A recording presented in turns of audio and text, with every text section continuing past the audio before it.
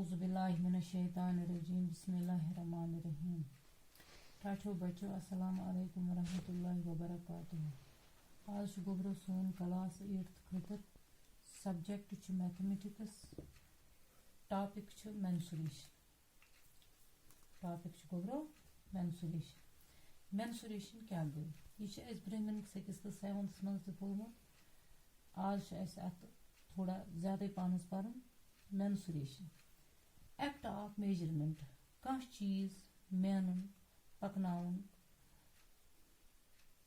कुन चीजस कैपेसिटी वुचिन अत सरसी छु अस वनान मेजरमेंट। सिंपल डेफिनेशन थावो अस याद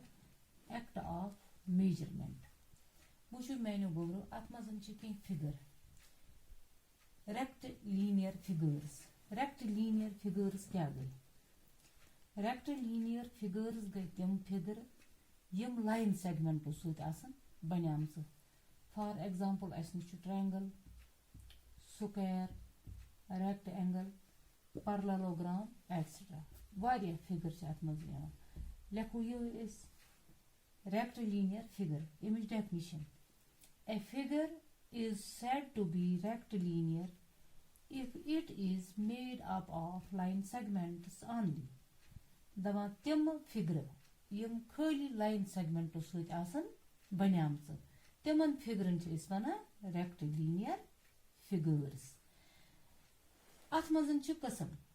कांच यथ पट सिंपल करू, क्लोज्ड करू, polygons made up of line segments इथे पटन छ यम ते सिंपल रेक्टिलिनियर फिगर कह छ वना। If no two sides of it intersect except at a common end point. For example वुस गोबरो ये छ अस लाइन सेगमेंटो सत बन्यामुत अत हेकोन अस वनित रेक्टिलिनियर फिगर कहीं ते ये छ करन यतत इंटरसेक्ट। मगर अस छ इथे पटन अख स्क्वायर दित या अख ट्रायंगल छ दित यत वनो अस ये छ रेक्टिलिनियर फिगर सिंपल कैज यमिक युस ये यत छ कॉमन वर्टेक्स छ यमन दोन लाइनन छ ये कॉमन वर्टेक्स ये छ अत इंटरसेक्टिंग पॉइंट कि ये छ कॉमन वर्टेक्स। इथे पटन छ क्लोज्ड रेक्टिलिनियर क्लोज्ड बंद युस आस if it has no free ends अच्छन फ्री एंड्स कहीं ते वुस मैंने गोबरो व कित पटन तर करो us how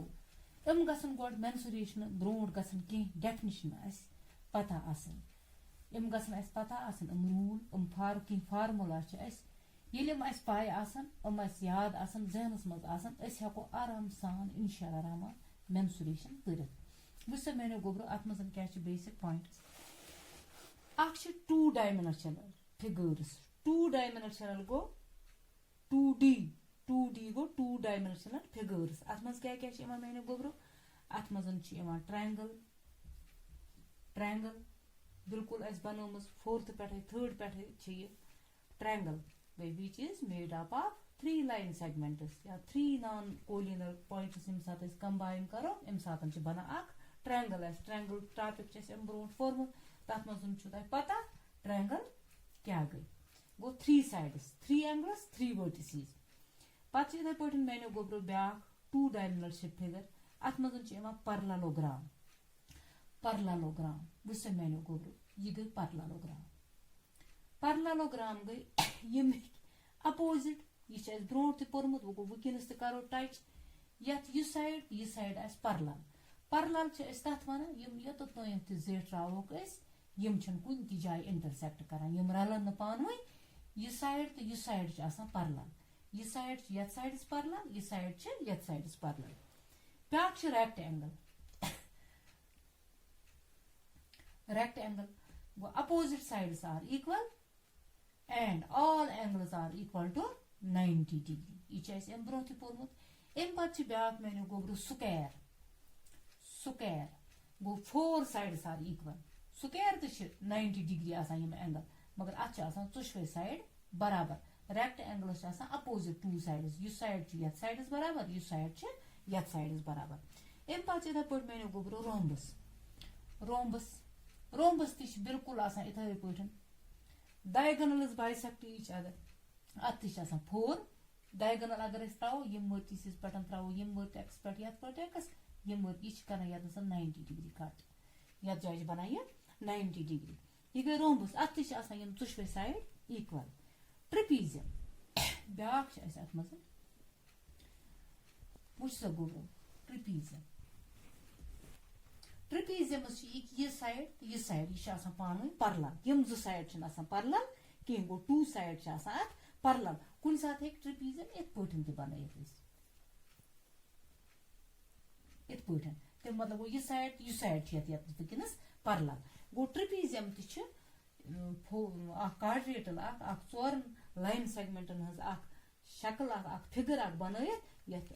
to side Yama परलल side जो साइड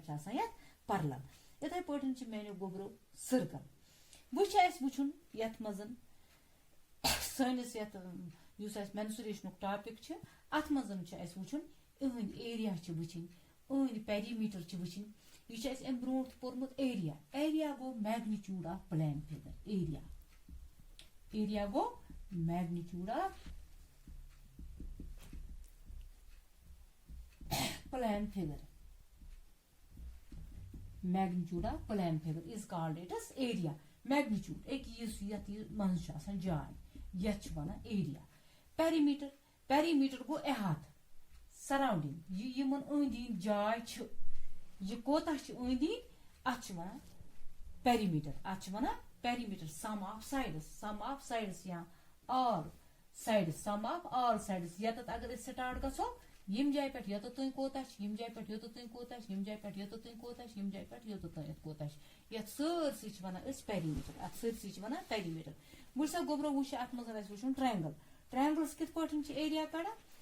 यम सात तुम 9th वार खसो तम सात ब्या रूल ते मगर वकिन पर्न फिलहाल 1/2 of base into altitude 1/2 of base into altitude ना यह एरेक्ट यह ट्रायंगल दित या इत पे दित कुन सात 4 सेंटीमीटर यह 3 सेंटीमीटर यह 5 सेंटीमीटर या इत पे त्रो आल्टीट्यूड गो ये 90 डिग्री कट गस टेंगर इत पे ट्रायंगल अगर यह 5 सेंटीमीटर यह आल्टीट्यूड 3 सेंटीमीटर इत पे हेको अमुक यह कड़ित बस 1/2 ऑफ बेस इंटू आल्टीट्यूड अगर ये कड़ ये ट्रायंगल एरिया यमुक एरिया कड़ो 1/2 ऑफ बेस गई 4 इंटू आल्टीट्यूड गोस 3 अगर ये ट्रायंगल एरिया कड़ गो यमुक गो 1/2 ऑफ बेस गई 5 सेंटीमीटर इंटू आल्टीट्यूड गोस 3 सेंटीमीटर वकिन हाउ फिलहाल पत करो इंशाल्लाह रहमान यम सात नो टॉपिक परो तम सात हाउ कित पे एग्जाम्पल पे अमुक कड़न पेरीमीटर प्रथ कुन ट्रायंगल्स नेरान sum of sides for example ये वुचन सम गो 4 + 5 + 3 सहल पे लेखान ये हिरकुन क्लास लेखान A + B + C तिक थो यमन साइड थो बराबर A ब्या थो B ब्या थो C गो सम ऑफ ऑल साइड्स गो A + B + C गो अमुक पेरीमीटर पे ब्या परलोग्राम हो मे वो जो साइड अपोजिट साइड्स परलल यह साइड ये परलल यह परलल अमुक एरिया नेरान बेस इंटू हाइट बेस गो यह बेस क्या बे नेरान एक यह हाइट बेस इंटू हाइट पे अमी परलोग्राम पेरीमीटर नेरान ट्वाइस ए बी तो गो यह साइड गोस A यह साइड ये A तम परलल तो इक्वल यह गो A अगर यह B यह B तवे अत वोनमुत पेरीमीटर गो ट्वाइस A + B ट्वाइस दो लट A कर बे कर प्लस दो लट B गो ट्वाइस लेखा तवे नबर कन गो दो लट A दो लट B कर गो ट्वाइस A + B पे रेक्टेंगल अमुक एरिया नेरान लेंगथ क्या इंटू ब्रेडथ पेरीमीटर कित पे नेरान गो सम ऑफ साइड्स गो ट्वाइस लेंगथ जो लेंगथ बे जो ब्रेडथ गो ट्वाइस लेंगथ प्लस ब्रेडथ पे मेनो गोब्रो स्क्वायर नेरान एरिया साइड स्क्वायर तिक अत साइड इक्वल अगर यह 5 गो 5 स्क्वायर 5 5 आर 25 इथे पे अमुक पेरीमीटर गो 4 इंटू साइड 4 इंटू 4 साइड 4 बे साइड क्या मिसाल फॉर एग्जाम्पल 5 गो 4 5 आर 20 सेंटीमीटर गो इत पे यम फार्मूला गो याद था पत रोम्बस वुच सा मेनो गुब्रो रोम्बस गई रोम्बस दो तरीक नेरान बेस इंटू हाइट कुन सात दित रोम्बस बेस बेस दित हाइट कुन सात डायगोनल दित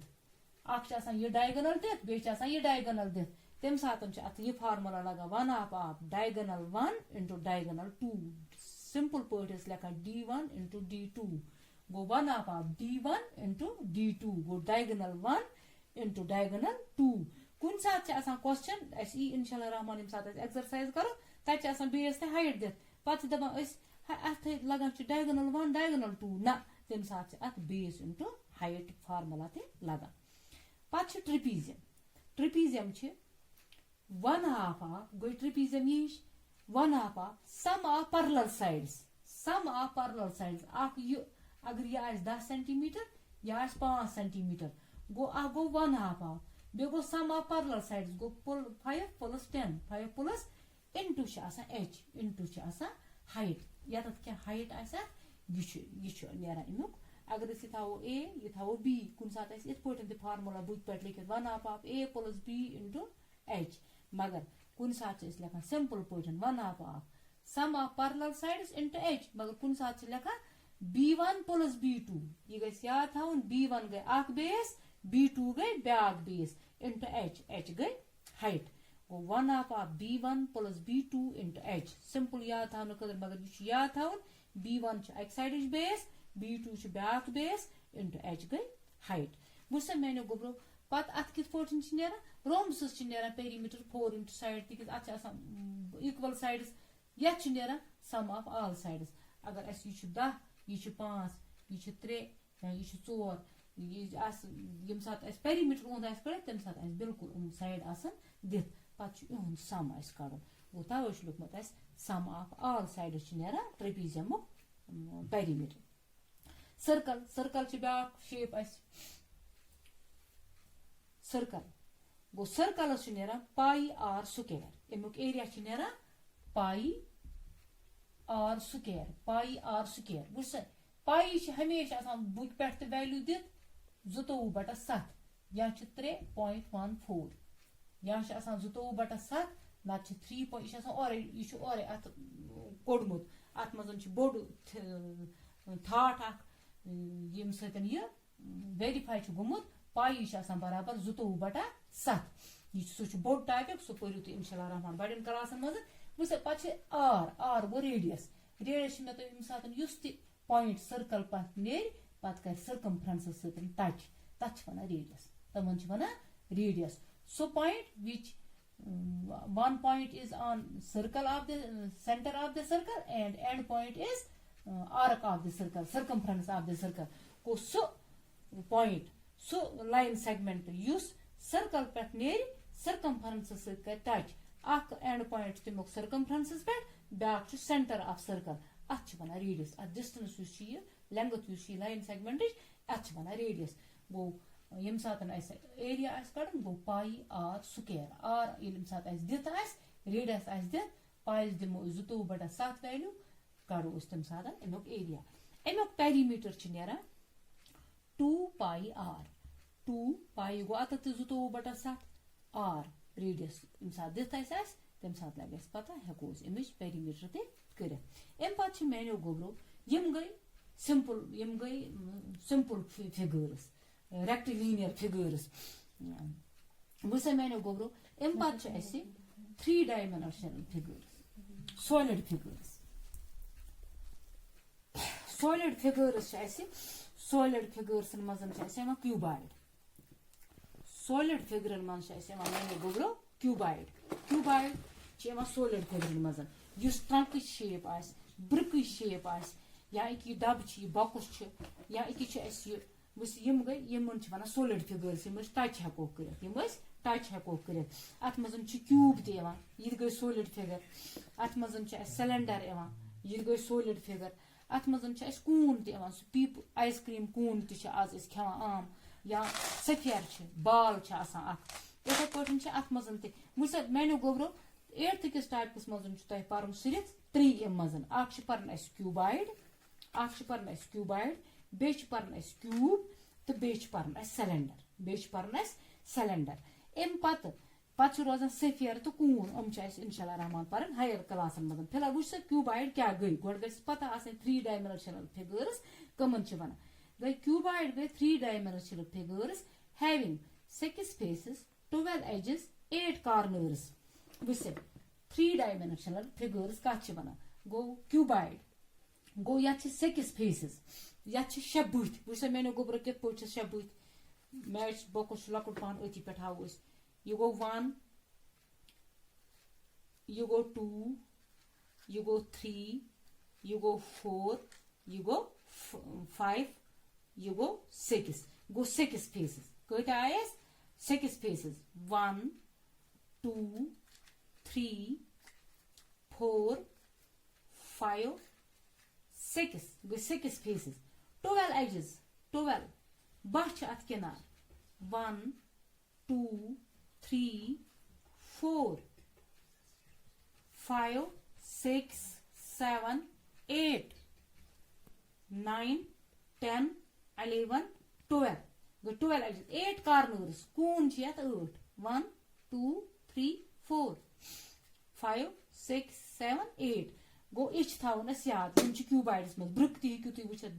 जियोमेट्री बॉक्स छ पनी मैथ बुक छ पनी इंग्लिश बुक छ इमन छ आसान क्यूबाइड शेप या लाकर छ स्कूलस मज या घर छ आसान ट्रंक तत हेको क्यूबाइड शेपस मज न बा गो क्यूब ती छ बिल्कुल इथे पोट आसान मगर क्यूबस छ आसान इक्वल साइड्स क्यूब छ आसान equal part cube having equal all ages and faces अच्छा सारी एज यम छ आसान अत बराबर यम बुथ ती छ आसान फेसेस ती छ आसान अमिक बराबर cylinder having 2 circular ends and some height वुस मेनो गोब्रो यत वन सिलेंडर ये थोड़ गैस मोट छ एस वुस अख ये टॉप ये छ आसान सर्कल बे गो ये टॉप ये छ आसान सर्कल बे गो इमिच हाइट यत वन सिलेंडर पत छ अत मजन एस मेनो गोब्रो परन एमिच कर्व्ड सरफेस एरिया छ एस टोटल सरफेस एरिया छ एमिक वैल्यूम छ कैपेसिटी कचा छ अत मजन हमन छ वुचन एस area magnitude of plane figure मगर यत छ एस वुची कैपेसिटी मिसाल के तौर पर यत मज कोता छ वातान या यत बॉक्सस मजन यत सिलेंडरस मजन कोता छ युस अत मजन ये कैपेसिटी छ अत छ वना वैल्यूम या इमिच सरफेस एरिया टोटल सरफेस पोट हुत छ एस वुचन पेरीमीटर इथे पोट वुचो एस टोटल सरफेस एरिया या इथे पोट वुचो यत टोटल सरफेस एरिया क्या छ curved surface area literal surface curved surface छ बना बा लिटरल सरफेस एरिया परो इंशाल्लाह रहमान यम साथ नो टॉपिक करो स्टार्ट तेम ब्रोट वुचो एस सरफेस एरिया कित पोटन छ वुचन टोटल सरफेस एरिया कित पोट छ वुचन वैल्यूम कित पोट छ वुचन अद हेको एस इंशाल्लाह रहमान मेंसुरेशंस एक्सरसाइज स्टार्ट करित या दीजो वार नजर इंशाल्लाह रहमान नई टॉपिक्स में परनावो यम ते फी अमान।